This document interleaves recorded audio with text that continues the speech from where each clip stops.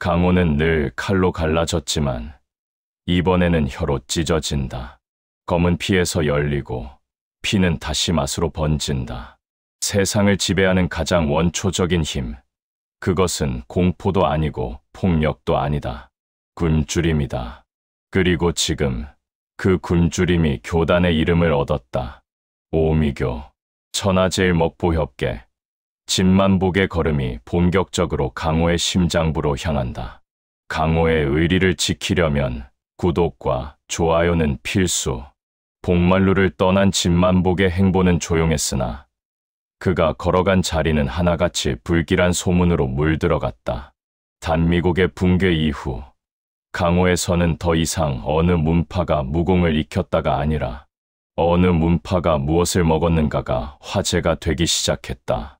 무림맹조차 문파의 동태를 묻기보다 주방의 내부를 살폈다. 칼집보다 조리도구의 이동이 더 은밀했고 무공 비급보다 레시피의 거래가 더 노련해졌다.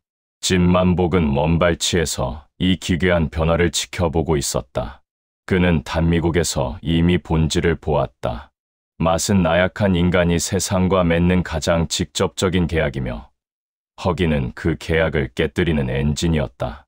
사람이 검을 버려도 배를 버리지 못하는 한 이 전쟁은 어떤 형태로든 계속될 것이었다. 그가 향한 첫 목적지는 대륙의 동중앙, 소금의 요새라 불리던 염천성이었다. 오래전부터 이곳은 내륙의 바다라 불리며 수천 개의 염전과 정제장을 거느렸다. 짠맛은 생존의 맛이었고 염천성은 생존을 쥔 성체였다. 오미교가 손을 대지 않았을 리가 없었다. 제3일 저녁, 그는 성 외곽의 장터를 지났다.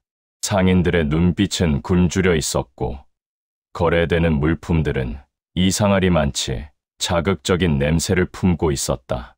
마른 어육은 유난히 붉었고 절인 채소는 비정상적으로 빛났다. 소금은 순백이 아니라 은색으로 반짝였으며 그것을 만진 사람들의 손끝이 묘하게 떨리고 있었다.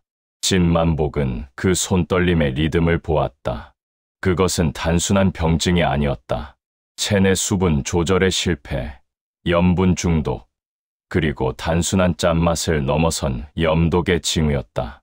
염천성의 소금은 더 이상 음식이 아니었다. 그것은 무기였다. 느리고 축축한 형태의 독이었다. 성문을 넘기 전 그는 주막 하나에 들렀다. 내부는 조용했고 손님들의 입은 침묵으로 굳어 있었다. 그들은 말을 잃은 것이 아니라 침을 잃은 표정이었다. 혀가 말라붙어 짠 것을 갈망하는 눈빛이었다. 진만복은 그들의 시선을 느끼며 천천히 자리에 앉았다. 국물 한 그릇이 놓였으나 국물은 물처럼 맑았고 그 위에는 결정처럼 굵은 소금 알갱이가 몇 개 떠 있었다.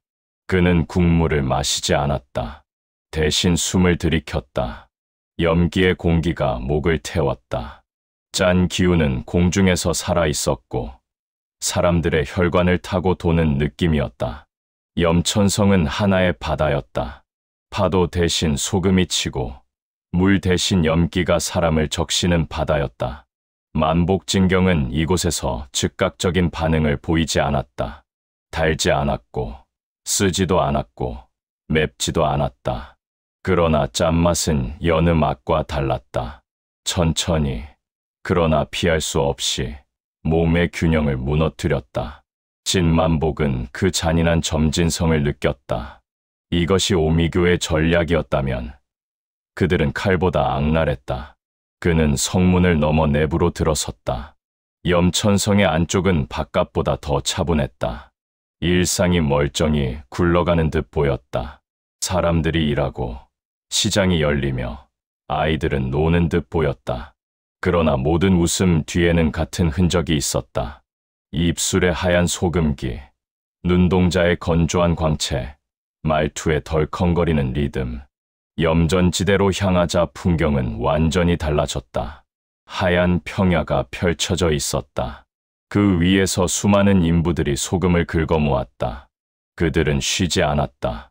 쉬는 순간 식욕이 몰려왔고 식욕은 곧 갈증이 되었으며 갈증은 곧 소금으로만 달랠 수 있는 고통이 되었다. 그 악순환이 이곳 사람들의 하루였다. 진만복은 한 인부의 뒤로 다가가 그의 등을 보았다. 소금 결정이 땀과 섞여 피부에 눌어붙어 있었다. 선명한 결정 자국들이 흉터처럼 남아 있었다. 그 선 하나하나가 오래된 고통의 지도였다. 그는 그 고통이 단순한 노동의 대가가 아니라 인위적으로 설계된 굶주림의 결과라는 사실을 알았다. 염전의 안쪽 중심에는 거대한 정제탑이 솟아 있었다. 그 위에서는 은빛 가루가 비처럼 흩날렸다. 그것은 눈처럼 아름다웠으나 그 아래에 선 사람들의 목은 모래처럼 갈라지고 있었다. 진만복은 탑을 올려다보며 위장을 조였다. 염기의 입자들이 공중에서 박동하고 있었다. 염천성 전체가 하나의 대형 조리기구처럼 작동하고 있었다. 정제탑의 지하, 감춰진 회랑으로 들어서자 분위기는 달라졌다. 소금 냄새 대신 습기가 밀려왔고 축축한 벽에는 염기의 이슬이 맺혀 있었다. 그 이슬이 바닥으로 떨어질 때마다 작은 소리가 났다. 똑, 똑, 똑. 그것은 물소리가 아니었다. 마치 시간이 새어나오는 소리 같았다. 회랑 끝에서 거대한 문이 나왔다. 문 위에는 소금 결정으로 조각한 문양이 있었다. 입을 해벌린 혀, 그 위에 쌓인 결정의 탑, 그리고 5갈래로 갈라진 염기의 파도. 오미교의 문양이 염전식으로 재해석되어 있었다. 이곳은 염천성의 심장부였다. 문 안으로 들어서자 광활한 공간이 펼쳐졌다. 수백 개의 레버와 관로, 끓는 소금수의 탱크와 회전하는 결정통이 한 대 엮여 있었다. 중앙에는 원형의 제단이 있었고 그 위에는 유리처럼 투명한 항아리 하나가 놓여 있었다. 항아리 안에는 보이지 않는 힘이 출렁였다. 짠 기운이 파도처럼 일렁였고 그 파동은 공간 전체를 지배하고 있었다. 진만복은 제단을 바라보며 발을 딛는 순간 몸이 무거워졌다. 심장이 둔해지고 목이 말랐다. 혀에 소금기를 느끼는 것도 아닌데 입안 전체가 타 들어가는 느낌이었다. 이것은 단순한 감각이 아니었다. 체액이 끌려가고 있었다. 혈관에 물기가 빠져나가는 느낌이었다. 이곳의 지배자는 보이지 않았다. 그러나 기운은 분명히 있었다. 숨어 있는 것이 아니라 곳곳에 스며들어 있었다. 염기의 파동은 규칙적으로 진동했고 그 주기는 사람의 심장 박동과 맞아떨어졌다. 한 번의 박동마다 갈증이 생겼고 두 번째 박동마다 허기가 도졌다. 진만복은 이를 악물었다. 만복진경이 이곳에서 방패가 되지 못했다면 그 의미가 무엇이란 말인가? 그는 식도를 조이고 호흡을 재정렬했다. 위장 깊숙이 잠들어 있던 기억 하나를 꺼냈다. 비 오는 날 소금기를 머금은 국수 한 그릇, 땀과 함께 흘러내리던 짠맛의 위로. 그 짠맛은 고통이 아니었다. 생을 붙잡아주는 간이었고 내일을 가능케 하는 최소한의 기쁨이었다. 그 기억을 중심으로 만복진경이 천천히 회전했다. 짠 기운이 위장을 덮치려 했으나 이제는 무작위가 아니었다. 진만복은 염기의 파형을 느꼈다. 그는 그것을 맛으로 읽지 않았다. 리듬으로 읽었다. 분당 박동수, 파동의 길이, 공명주기. 이곳의 힘은 맛이 아니라 규칙이었다. 그는 제단을 향해 한 걸음 더 내딛었다. 순간 바닥의 문양이 빛났다. 염천성 지하의 모든 관로에서 동시에 소금수가 분출했다. 허공에 수십 개의 물줄기가 만났고 그것이 하나의 형상을 만들었다. 소금과 물, 그리고 염기가 만들어낸 인간형의 거상. 그것의 몸은 결정으로 이루어져 있었고 심장 부위에서는 은빛의 소용돌이가 회전했다. 이것이 염천성의 수호자 혹은 지배자의 대리자였다. 아니, 정확히는 도구였다. 오미교는 현신하기보다 맛을 형상으로 만들어 싸웠다. 그것은 먹히지 않았다. 다만 사람을 말려 죽였다. 거상이 한 발 내딛자 바닥이 갈라졌다. 파도처럼 쏟아지는 소금수가 진만복을 덮쳤다. 그는 피하지 않았다. 대신 양손을 벌렸다. 식기가 파도처럼 퍼져나갔다. 소금수와 식기가 충돌하며 하얀 안개가 일었다. 그 안개는 짠 향으로 가득했고 시야를 흐렸다. 진만복은 눈을 감지 않았다. 그는 혀가 아니라 피부로 길을 보았다. 염기의 입자들이 닿는 위치, 그 밀도, 그 온도, 모든 것이 지도처럼 읽혔다. 그는 한 걸음, 또 한 걸음, 안개를 가르며 전진했다. 거상의 팔이 휘둘러졌다. 결정의 칼날이 허공을 베었다. 진만복은 식도를 더욱 조이면서 옆으로 몸을 틀었다. 날은 그의 옷자락을 스쳤고 그 순간 옷감이 하얗게 탈색되듯 바스러졌다. 소금의 칼날은 생명을 향하지 않았다. 수분을 베었다. 진만복의 호흡이 거칠어졌다. 몸속 수분이 빠르게 소모되고 있었고 그 빈자리에 염기가 스며들고 있었다. 그는 이 전투가 길어질수록 자신에게 불리하다는 사실을 즉각 이해했다. 이 싸움은 시간을 먹는 전투였다. 그는 결단을 내렸다. 만복 진경의 회전수를 올렸다. 달콤함, 쓴맛, 신맛, 매운맛, 그리고 짠맛의 잔향이 한꺼번에 위장 안에서 충돌했다. 폭발이 아니라 혼합이었다. 서로 상쇄하고 서로를 중화하며 하나의 새로운 기운으로 빚어졌다. 그것은 이름 붙일 수 없는 맛이었다. 그러나 분명한 성질이 있었다. 균형. 그는 그 균형을 손에 쥐듯 끌어당겼다. 식기가 압축되었다. 단순한 파동이 아니라 단단한 덩어리로 변했다. 보이지 않는 그 덩어리가 그의 앞에 펼쳐졌다. 그리고 그는 거상을 향해 그것을 밀어붙였다. 충돌은 소리 없이 일어났다. 결정의 몸이 아주 천천히 갈라지기 시작했다. 염기의 소용돌이가 흔들렸다. 진만복은 끊임없이 밀어붙였다. 시간 자체를 밀어내듯, 허기를 밀어내듯 그의 기운은 더 이상 위장에서 시작되지 않았다. 심장에서 출발의 손끝으로 이어졌다. 그것은 식사가 아닌 의지였다. 거상의 균열이 확장되었다. 팔이 부서지고 흉갑이 갈라졌다. 은빛 소용돌이가 불안정하게 흔들렸다. 마침내 중심이 드러났다. 제단 위의 항아리와 동일한 기운. 염천성은 항아리의 분체에 불과했음을 진만복은 그제야 완전히 이해했다. 염기는 외부 세계를 지배하는 것이 아니라 제단에서 증식되고 있었다. 그는 마지막 기운을 모아 중심을 찔렀다. 그것은 칼이 아니라 숟가락이었다. 먹기 위한 도구. 그러나 지금 그것은 가르는 도구였다. 은빛 소용돌이가 부서졌다. 짠 기운이 폭우처럼 쏟아졌다.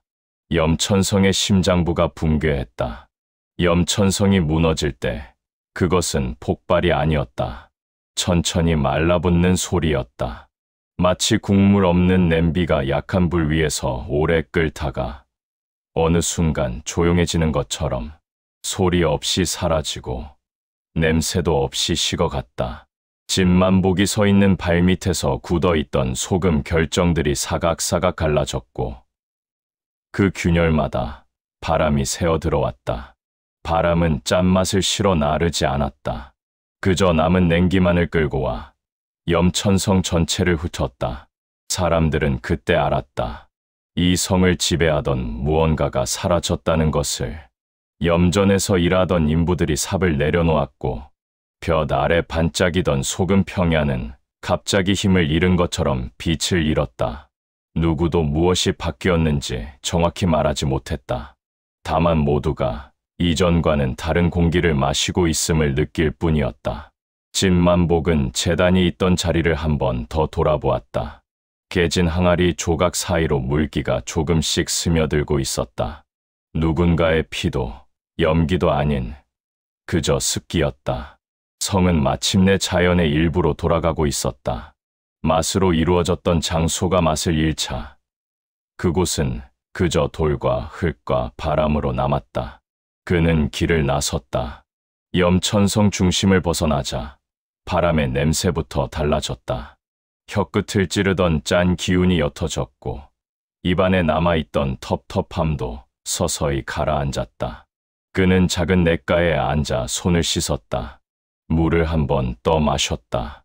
특별할 것 없는 맛이었다. 그런데 그게 좋았다. 아무 맛도 아닌 것이 이토록 편안할 수 있다는 사실이 놀라웠다. 사람들이 고개를 들고 그를 바라보았다. 누군가는 그가 염천성을 무너뜨렸다는 사실조차 몰랐고 누군가는 알아도 믿지 않았다. 그러나 그들의 눈은 하나같이 달라져 있었다. 이전보다 덜 메말라 있었고 조금은 풀린 듯한 기색이었다.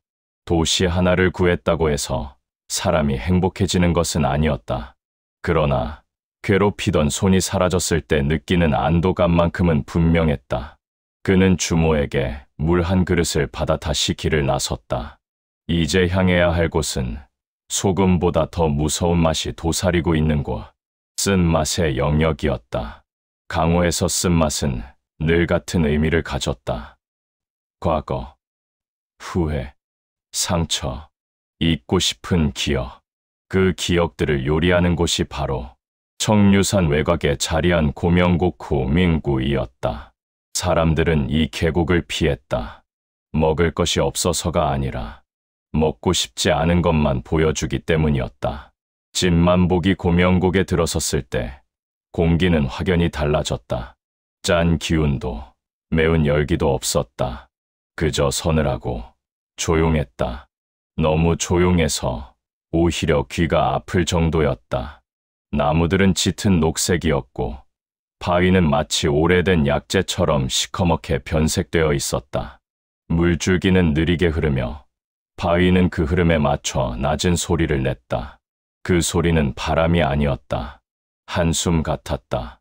여기서는 모두가 조용해졌다. 말수가 줄고 발걸음이 느려지고 생각이 많아졌다. 고명곡의 쓴맛은 혀를 공격하지 않았다. 대신 마음을 눌렀다. 진만복은 걸음을 멈췄다.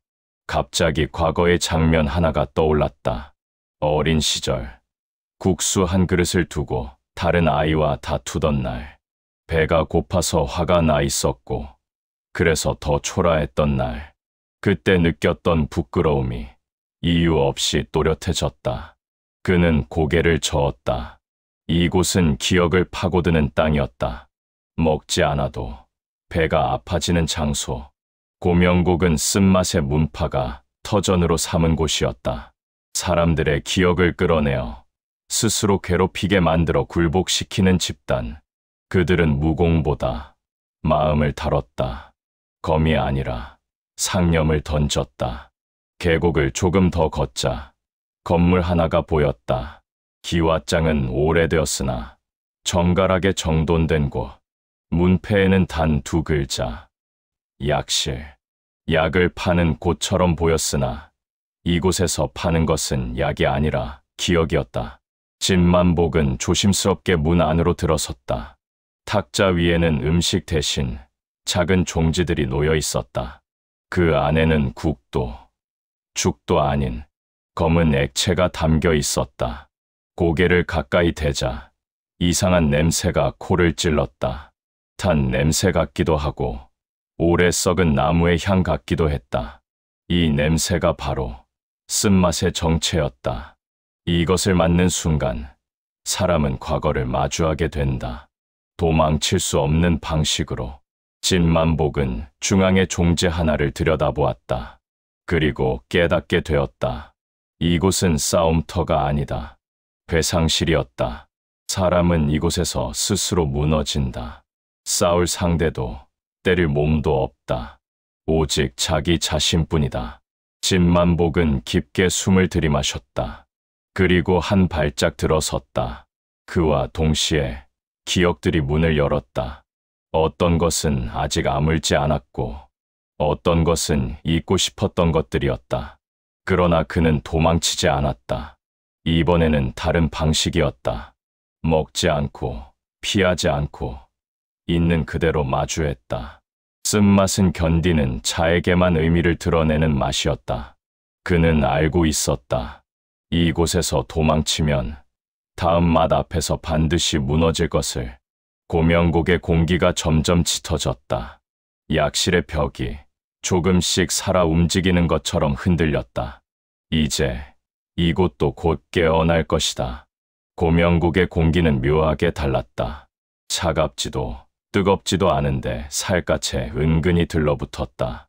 옷자락이 무거워진 것도 아닌데 발걸음마다 늦어졌다. 바람이 불어도 나무십 소리가 작았고 계곡을 타고 흐는 물은 마치 속삭이듯 낮은 소리만 냈다. 진만복은 약실 앞에 섰다. 문은 소리 없이 열렸다. 안으로 들어서자 희미한 불빛이 길을 밝혔다. 등잔에 들어있는 건 기름이 아니었다. 약초를 달인 즙처럼 검은 액체가 잔잔히 타고 있었다. 그 불빛은 흔들릴수록 더 어두워졌다. 밝히는 듯 보이지만 사실은 그림자를 깊게 만드는 빛이었다.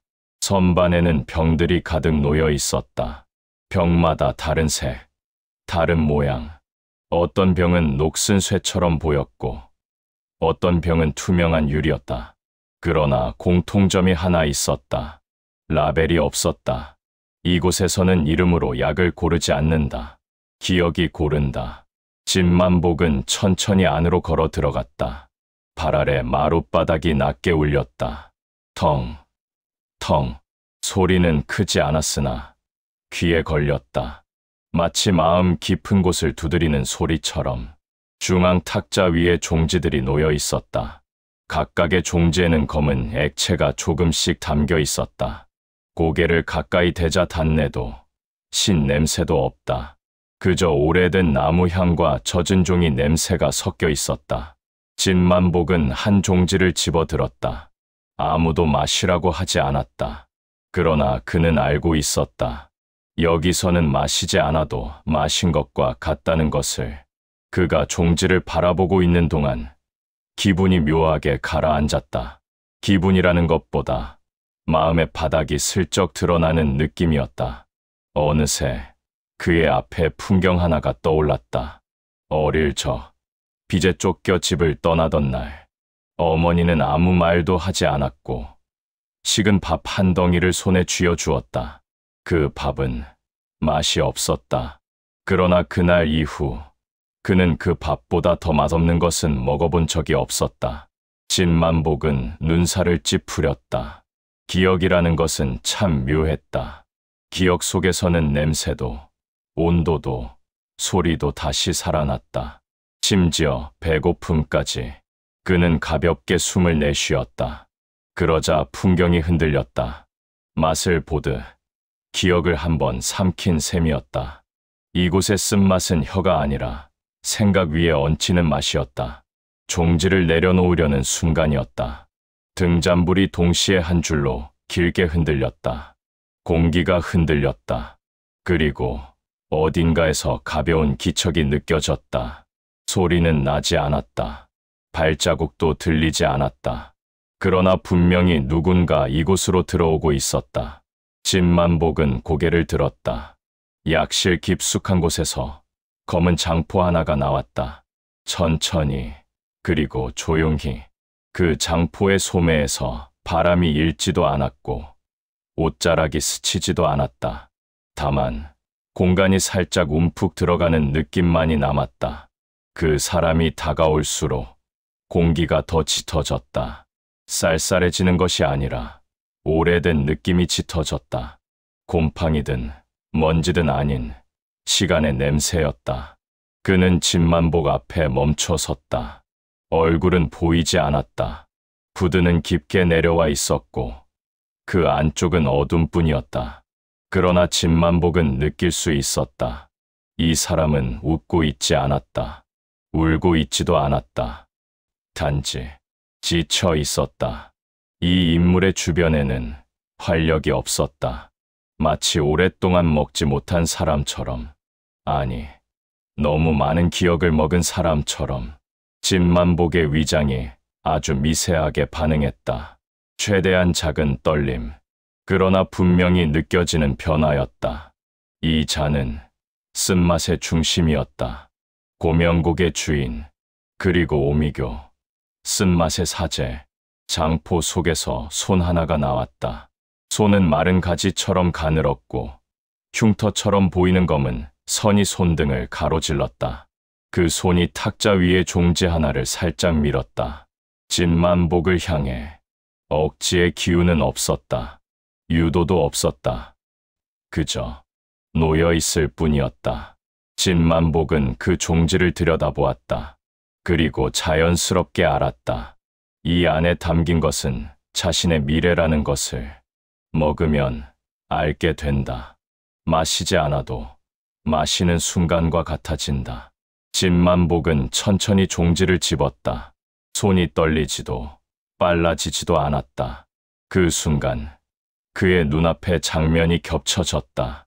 염천성, 결고성, 단미고, 그리고 앞으로 무너지게 될 수많은 장소들, 보지 않아도 될 것 같은 장면까지 다 보였다. 사람들이 쓰러지고 문파가 사라지고 요리가 재앙이 되는 미래. 그는 고개를 들어 후드 안쪽을 바라보았다. 그 안에서 아주 작은 불빛 하나가 흔들렸다. 등잔과 같은 빛. 그러나 그것은 불이 아니라 눈빛이었다. 후드 안에서 아주 낮은 숨소리가 흘러나왔다. 그것은 말도 탄식도 아닌 마치 오래된 조리법을 떠올리는 사람의 호흡처럼 느렸다. 이 사제의 쓴맛은 복수가 아니었다. 증오도 아니었다. 그저 기억뿐이었다. 기억이 너무 많아. 아무것도 느낄 수 없게 된 사람. 진만복은 종지를 내려놓았다. 마시지 않았다. 대신 손바닥으로 탁자를 눌렀다. 그리고 숨을 크게 들이마셨다. 쓴맛을 먹는 대신 쓴맛을 채웠다. 위장에서 천천히 부드러운 기운이 퍼져 나왔다. 그 기운은 단맛도 맵지도 않았다. 마치 따뜻한 밥을 먹은 뒤 찾아오는 무기력에 가까운 편안함. 숨이 고르게 돌아오고 복부에서 낮은 열기가 퍼졌다. 기억의 파도가 잦아들었다. 진만복의 눈앞에서 겹쳐지던 장면들이 흐릿해지기 시작했다. 사제의 손이 미세하게 흔들렸다. 처음이었다. 어떤 반응이든 드러난 것은 그는 이곳에 들어오는 모든 자들을 기억으로 무너뜨려 왔다. 그러나 지금 이 사내는 기억을 삼키지 않았다. 기억 위에 따뜻한 국한 사발을 덮어놓았다. 진만복은 천천히 몸을 일으켰다. 사제는 뒷걸음질 치지 않았다. 그러나 분명히 공기가 달라졌다. 약실 안의 등잔불이 하나둘 안정되기 시작했다. 검은 불빛이 어둡게 흔들리던 불꽃이 차분하게 눕기 시작했다. 진만복은 더 들어가지 않았다. 그에게 이곳의 패배는 중요하지 않았다. 중요한 건 이 쓴맛이 더는 강호를 삼키지 못할 것이라는 사실이었다. 그는 약실을 등지고 밖으로 걸어 나왔다. 그리고 문을 닫았다. 문 안에서는 아무 소리도 나지 않았다. 그러나 바깥에서는 바람이 조금 다르게 불었다. 고명곡의 공기가 한결 가벼워지고 있었다. 그는 계곡을 빠져나오며 고개를 들어 하늘을 보았다. 빛이 조금 더 선명해졌다. 눈물이 맺힐 정도로 밝지는 않았지만 분명 이곳에도 아침은 올 것이다. 진만복은 길을 이어 걸었다. 이제 남은 맛은 둘, 신맛과 단맛, 의심과 유호. 다음 목적지는 치양평시 샹핑, 향을 잃은 들판, 신맛이 세상을 찌르는 곳이었다. 고명곡을 벗어나자 공기가 달라졌다. 이전에는 숨을 들이쉴 때마다 뭔가가 가슴을 누르는 느낌이 들었는데 지금은 그 무게가 눈에 띄게 가벼워져 있었다. 마치 오래 메고 다니던 가방을 내려놓은 것처럼 어깨가 헐거워졌다. 진만복은 그대로 서너 굽이 너머까지 내려와서야 그곳이 완전히 끝났음을 실감했다. 쓴맛은 사람을 붙잡지 못한다. 그는 쓴맛의 성질을 몸으로 깨달았다. 쓴맛은 파괴가 아니라 정체였다. 움직이지 못하게 하는 힘, 과거에 붙들어 두는 맛. 그러나 그 맛의 최대 약점은 앞으로 나아가는 자를 붙잡지 못한다는 것이었다. 진만복은 이미 오래전부터 걸어 나오는 사람이었다. 되돌아가지 않는 사람, 잡히지 않는 사람. 그래서 쓴맛은 그를 붙들 수 없었다. 그는 잠시 멈춰서서 냇가에서 얼굴을 씻었다. 물에 비친 자신의 얼굴이 보였다. 조금 수척해져 있었고 눈 밑에 그늘이 내려앉아 있었지만 눈동자만큼은 초롱했다. 배는 고팠지만 마음은 가벼웠다. 이런 기분은 드물었다. 그는 소매로 얼굴을 닦고 자리에서 일어났다. 이제 진짜 다음 단계로 넘어가야 했다. 쓴맛은 지나왔고 짠맛은 끝냈다. 이제 남은 것은 두 가지. 신맛과 단맛. 오미교에서 가장 위험한 구역. 사람이 가장 쉽게 무너지는 영역. 그리고 동시에 가장 많은 사람이 몰려있는 구역. 진만복이 도착한 곳은 실향평이었다. 이름만 들으면 한가해 보이는 들판이었지만 실제 풍경은 전혀 달랐다. 풀들은 이상하게 꼬여 있었고 꽃들은 피어 있으나 향기가 없었다. 바람이 불어도 냄새가 나지 않았고 풀을 밟아도 생풀 특유의 풋내가 느껴지지 않았다. 모든 것이 무미해 보였다. 그러나 그 무미함 속에서 혀는 미세한 신맛을 느끼고 있었다.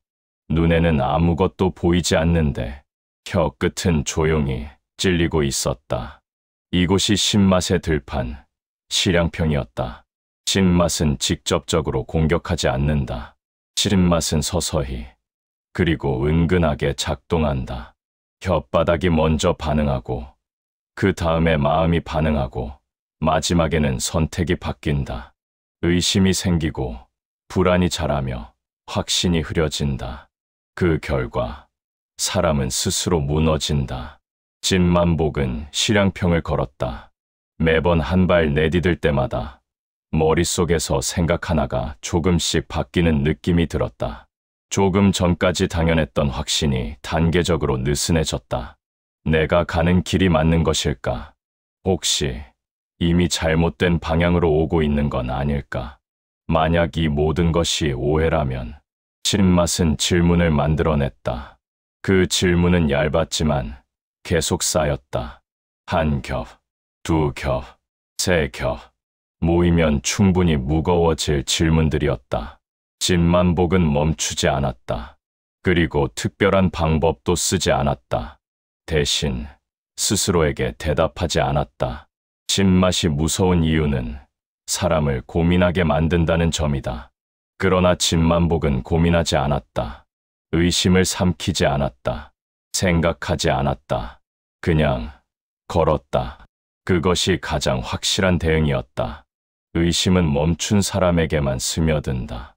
움직이는 사람에게 신맛은 희미해질 뿐이었다. 실향평의 중심부에 이르자 분위기가 단번에 변했다. 공기가 분리되듯 갈라졌고 공간이 접히듯 왜곡되었다. 그리고 그 중심에 한 건물이 서 있었다. 작고 단정한 찻집이었다. 참으로 이질적인 풍경이었다. 무너진 집도 아니었고 폐허도 아니었다. 오히려 너무도 멀쩡해 보였다. 이 들판에서 유일하게 안정된 세계처럼 느껴지는 공간. 진만복은 직감했다. 이곳이 신맛의 중심이라는 것을. 찻집 안으로 들어서자 따뜻한 기운이 그를 감쌌다. 차 향이 났다. 그 순간 혀가 반응했다. 적당히 쉬고 아주 은은한 단맛이 함께 묻어있는 향. 이 향은 사람을 안심시켰다. 쉬어도 됩니다. 조금만 쉬어도 괜찮습니다. 당신은 충분히 애썼습니다. 공기가 그렇게 말하는 듯 느껴졌다. 진만복은 그대로 자리에 앉지 않았다. 대신 서서 찻집 안을 둘러보았다. 그리고 알아차렸다. 찻잔에 담긴 물은 각기 다른 색을 띠고 있었다. 사람마다 다른 것을 보여주고 있었다. 누군가는 젊음으로, 누군가는 재산으로, 누군가는 명예로. 그러나 공통점은 하나였다. 모두 달콤했다. 단맛의 영역이었다. 신맛이 길을 흐리게 한다면 단맛은 발걸음을 멈추게 한다. 이곳에서는 싸울 수 없었다. 싸울 상대가 없었다. 그저 유혹만 있을 뿐이었다. 진만복은 물컵 하나를 집어들었다. 그리고 조심스럽게 입술에 가져갔다. 조금만 맛을 봤다. 딱 한 모금. 순간 온몸이 풀리는 느낌이 들었다. 어깨가 내려가고 숨이 깊어졌다. 수년간 쌓였던 피로가 눈 녹듯 사라졌다. 그리고 마음속에서 이런 생각이 떠올랐다. 여기서 그만두어도 되지 않을까? 이 정도면 충분하지 않을까? 더 이상 싸우지 않아도. 단맛은 그런 말을 잘했다. 위로처럼, 배려처럼, 선물처럼. 진만복은 컵을 내려놓았다. 한숨이 나올 뻔했다. 그러나 삼켰다. 그리고 천천히 눈을 감았다. 그는 자신에게 물었다. 이게 내가 원하는 포만인가? 그리고 대답은 즉시 나왔다. 아니었다. 이것은 채워지는 느낌이 아니었다. 마비되는 느낌이었다. 살아있는 느낌이 아니라 잠들어가는 느낌. 진만복은 컵을 엎었다. 바닥에 차가 쏟아졌다. 순간 찻집의 공기가 일그러졌다. 향이 뒤틀리고 바닥이 흔들렸다.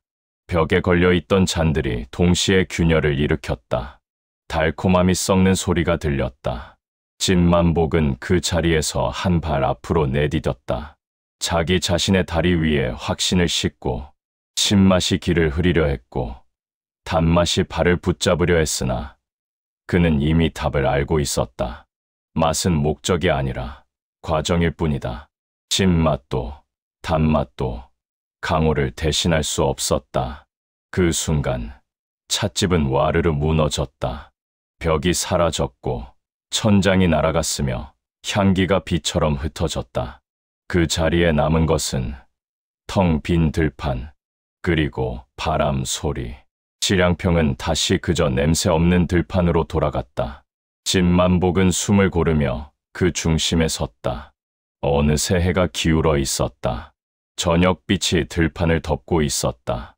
맛으로 무너지는 강호.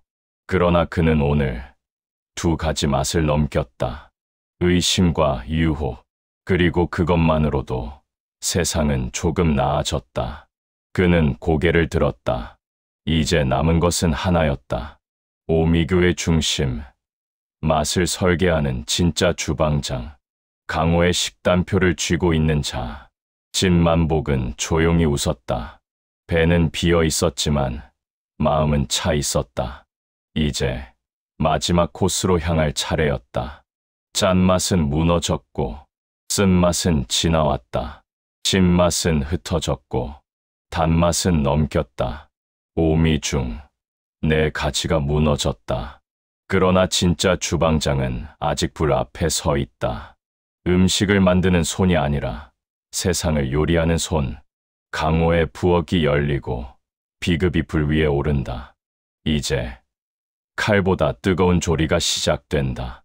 오늘의 이야기는 여기까지입니다. 들어주셔서 감사합니다. 강호의 길은 끝나지 않습니다. 다음 이야기에서 다시 만나려면 구독과 좋아요, 알림 설정까지 부탁드립니다. 여러분의 참여가 곧 이 무협 세계를 더욱 빛나게 합니다. 구독으로 다음화 천하제일먹보협객 제3부 비급의 주방칼과 국자가 만난 금서를 먼저 만나보세요. 감사합니다.